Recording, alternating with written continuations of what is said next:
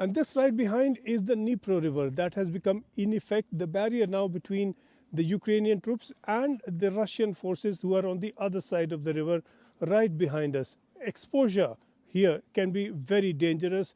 There are Russian snipers present on the other side, keeping a constant watch for people. They're shooting this side all the time. There is constant sniper fire, there is constant rocket fire, there is artillery shelling, and this whole area is really a front line now. This little road along which we came runs parallel to the river right behind us, and this is a dangerous road.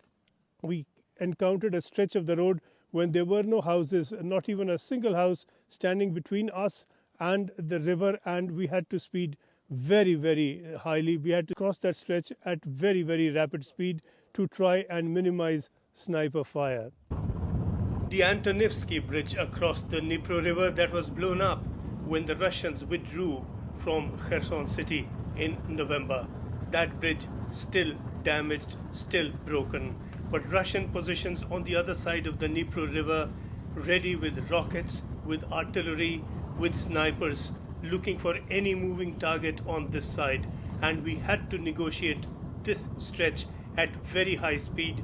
A military driver took us through this road, driving about 200 kilometers an hour. This is the Kherson that Ukraine recaptured, reclaimed from the Russian forces. We are on the Ukrainian side. The Russian forces that were present here were surrounded from three sides. Their supply lines were cut off. The Russians had their back to the river, and there was a possibility that they would suffer very heavy losses, and a lot of them could be taken prisoner, and they decided prudently, from their point of view, no doubt, to retreat to the other side of the river. Ukraine now is in full possession of this area, but that does not mean that the position here is calm.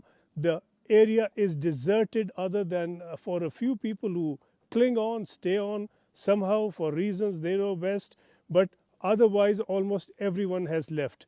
Kherson has been reclaimed, but the Russian revenge, if you like, is that they will not let Kherson live normally, not let normal life continue here any longer. And they're right here on the other side, taking aim at people, at buildings, and at targets on this side. This is now ceaseless. We are told about 100 attacks a day come from the other side into this side of Ukraine, across from this Dnipro River. Right now we in Antonivka village is the most the closer village to the Dnipro River. Actually, behind your back there is only one house and then Dnipro River. This like village council. As we see, this was bombed by Russian tank, and this huge hole in the roof. But people still live here, even in the first line of the village across the river. It's a very dangerous village, bombed every day. Actually, we can see that's almost every building crash. It's face to face now across the Dnipro River.